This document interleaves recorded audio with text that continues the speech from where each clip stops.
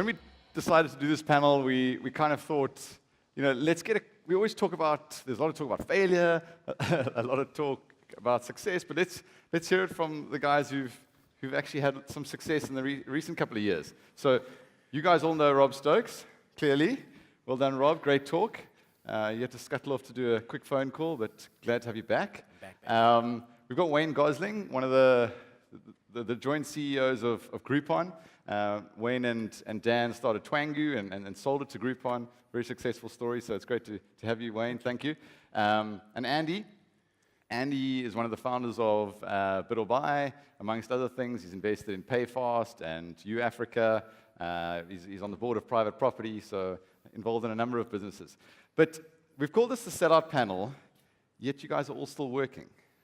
Yeah, we think that Sellouts is maybe not quite the correct name for this. Yeah, I mean, realistically, I can certainly speak for myself, where maybe the perception has changed because is a bit skewed, because in the media you get to hear about WhatsApp sells for $19 billion, and you get these big stories of maybe what were sellouts.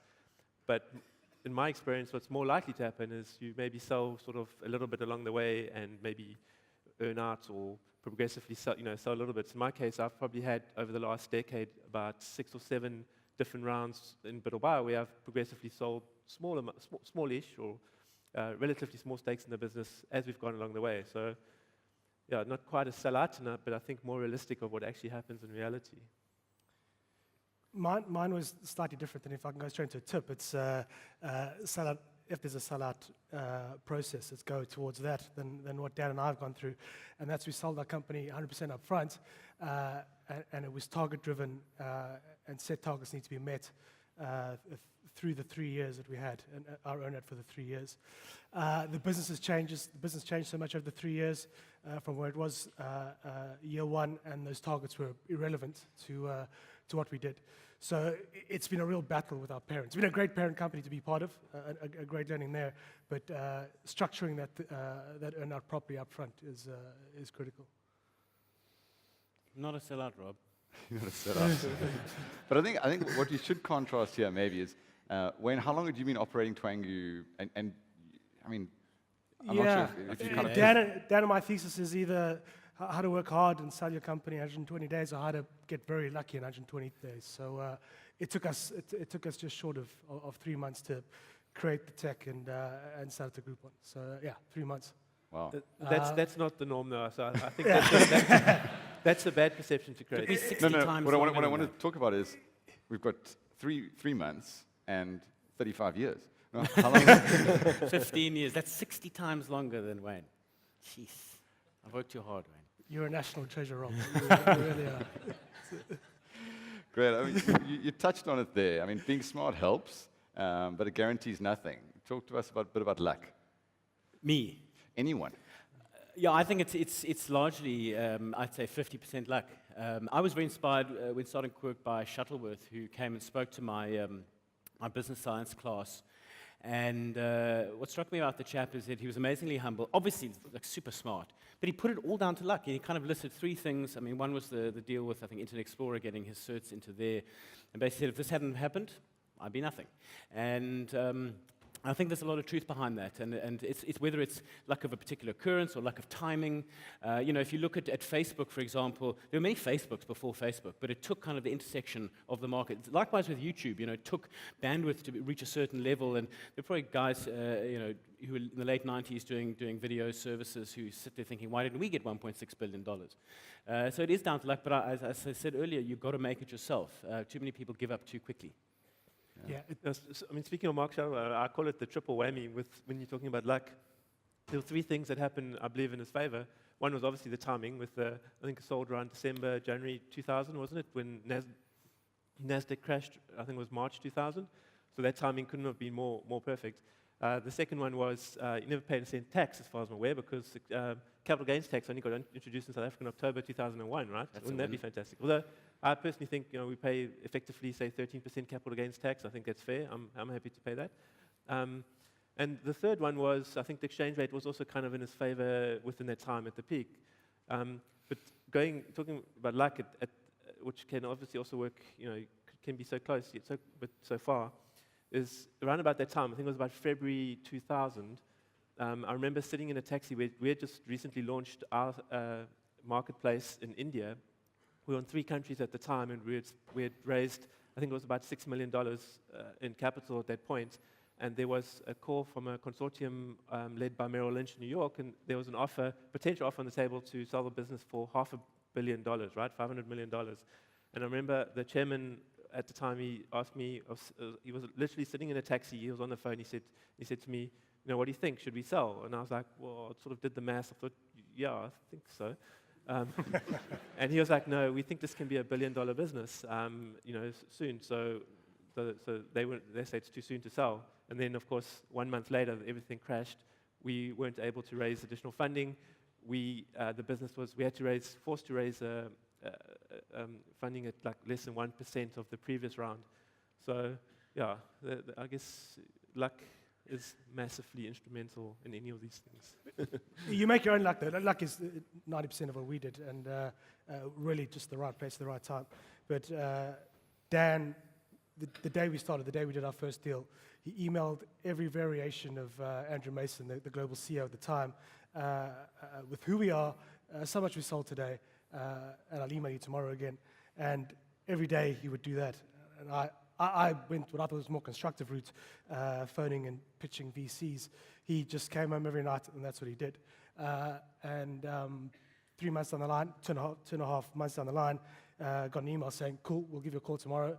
Guy from America called us, said, like what you're doing.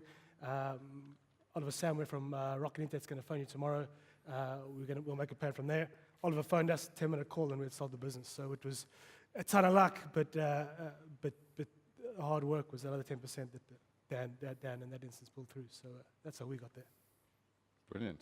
I love that. Emailing the oak every single day. That is entrepreneurship right there. Or desperation. They're often the same thing. It can either work or it can go really badly. All of you guys, it's quite interesting. We always talk about building businesses, to go global, take them to international markets. But the majority of especially your businesses are all primarily focused on the local market. Mm. What would you say to entrepreneurs trying to grow the next international success? Good luck. We were just talking about it backstage, how it's kind of stacked against you, some of these heady concepts. You've got guys in Palo Alto who have everything we kind of don't have. So your great idea might not travel as well. So it's maybe thinking that big, but in maybe in a local context. And there's a great African story to be had. I think that might be our focus. And I know certainly for Dan and myself, when we leave Group on one day, that's where our minds are at. It's maybe not look for that heady, try to recreate Facebook, but it's solving solutions. It's solving, making businesses solve solutions. That's what entrepreneurship is, and it's keeping that in mind in South African context.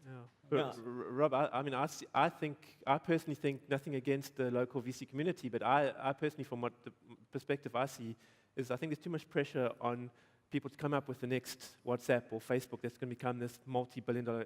Hats off to you. If you want to do that, you want to give it a shot, go for it. But it's a 1 in a million shot that you're going to pull it off.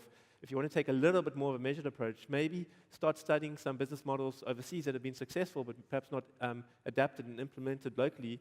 Every one of the businesses that I've been fortunate to be involved in has taken, literally, to be honest, you don't want to be called a Me Too business, but it's effectively a clone from someone else.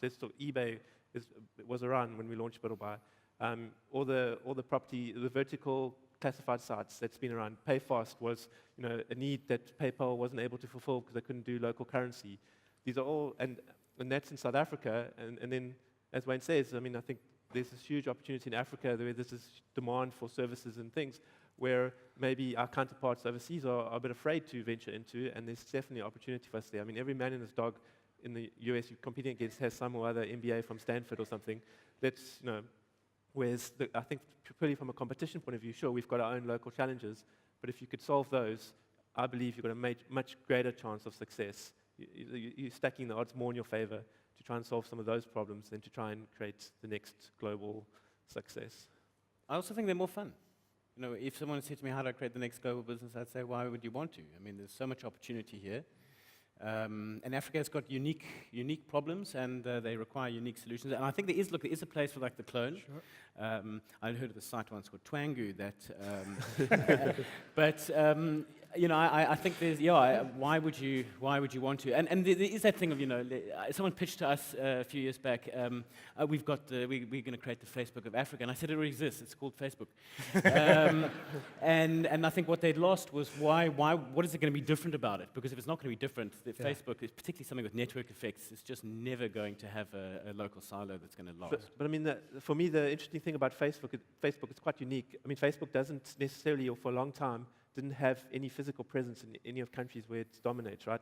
That actually is true for some other things. Even if you think of Gumtree, for many years, they didn't have a local presence here in South Africa.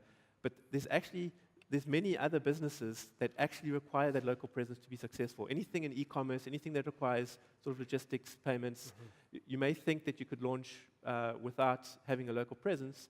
For those, you can't, and I would try and focus on those. But I agree, certain things, Google never had a presence here for many years, right?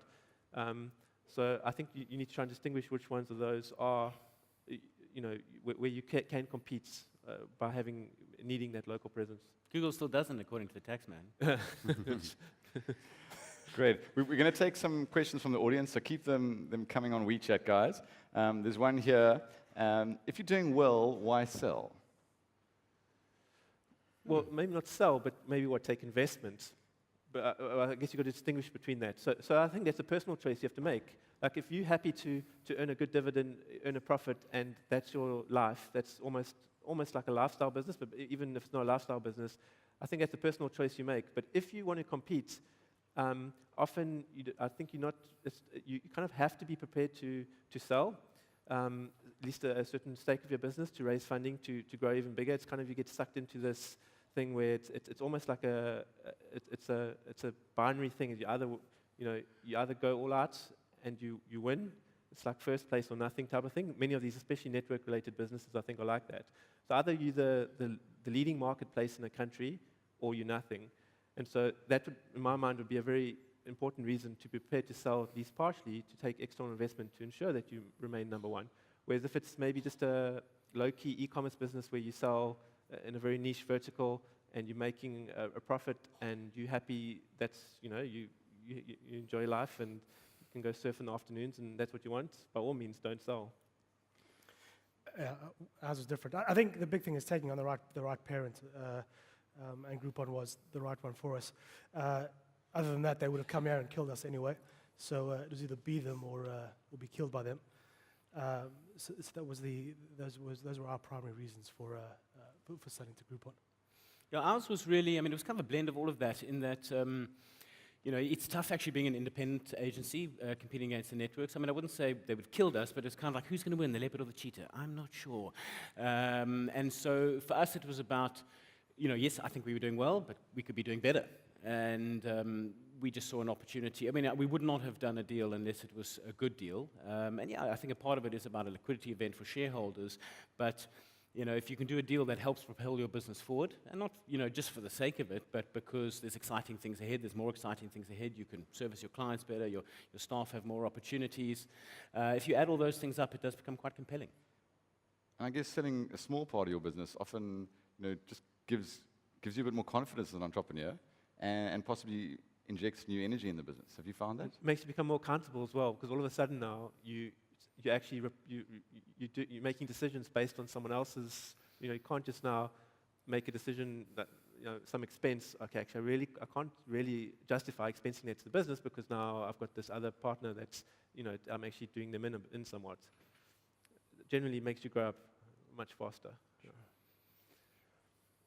And then, guys, let's talk about valuation expectations. You, Andy, and Wayne, you guys were at the Spark Up Live event on Monday, and we saw startups there that have been going 3 months, pitching at a 10 million rand valuation.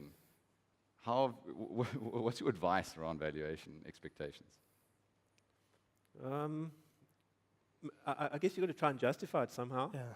not just suck a number up, which can be hard.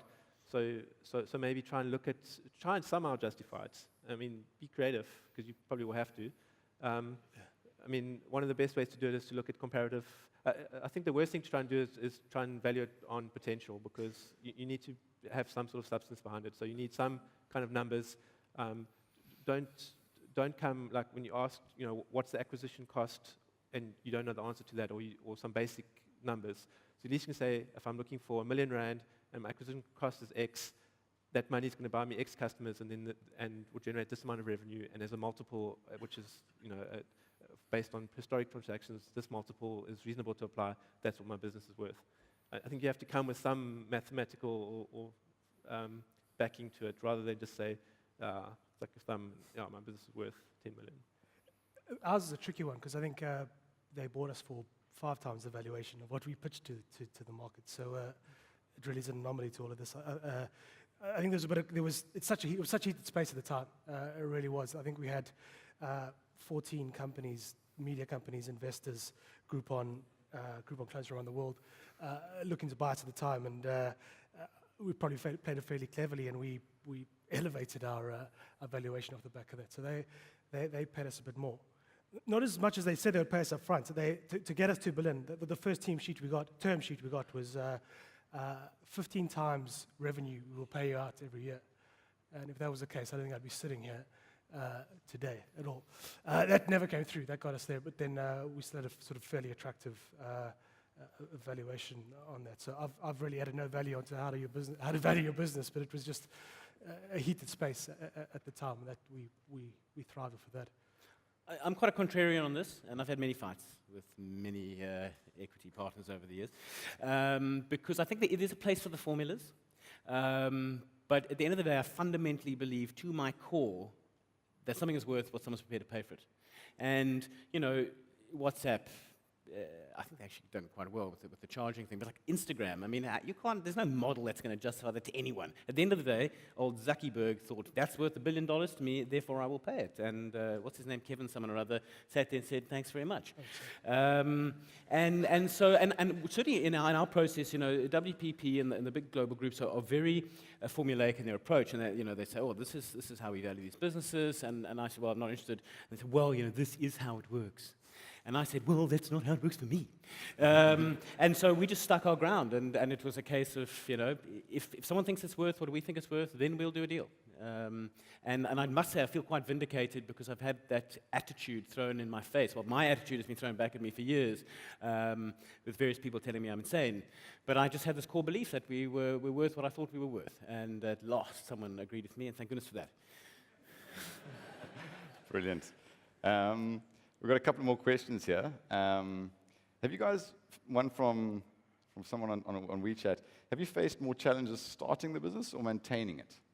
It's an interesting question, probably going back to the old days. Any of you can just stand up and say, I'm a business, and therefore you've started one. So that's quite simple. Actually pushing through, in those first 2.5 days until you sold must have been tough.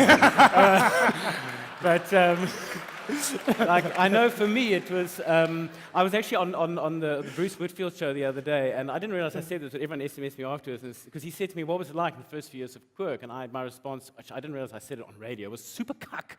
And everyone was like, you said cuck on the radio. But it was. It was fun, because we didn't have bosses.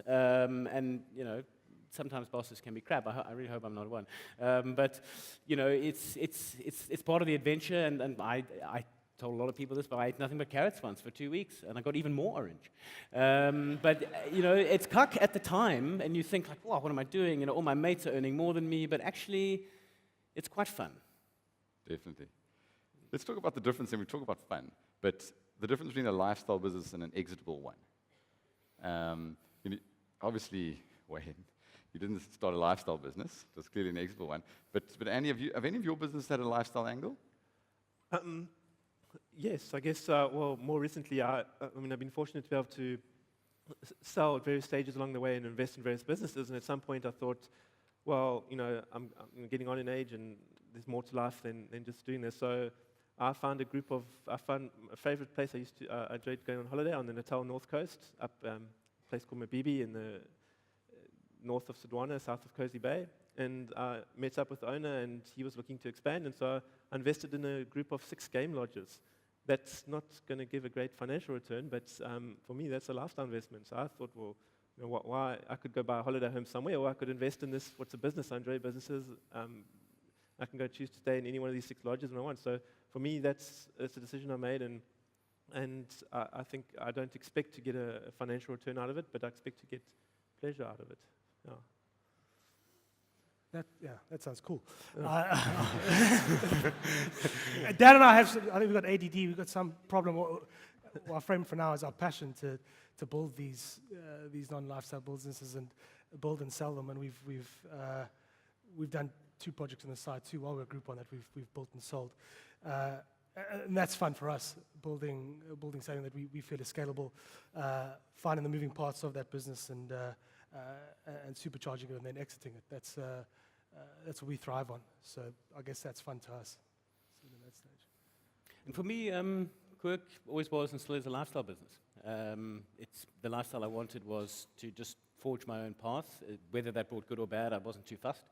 But the point was being able to just do it myself and, well, with my team. And, you know, yes, so happens that there's been an exit event, but that was never the plan. It just, you know, right place, right time. And I still actually see it as a lifestyle business. Kind of one of my rules is I want to be able to come to the office naked. I've never actually done that, for the record, but, you know, I would never have a boss that would not let me come to the office naked or, you know, just do whatever the hell we like.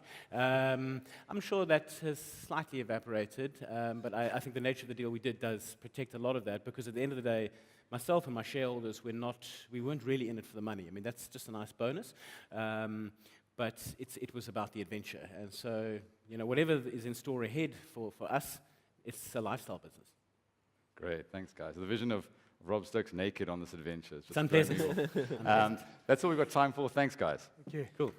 Thank you.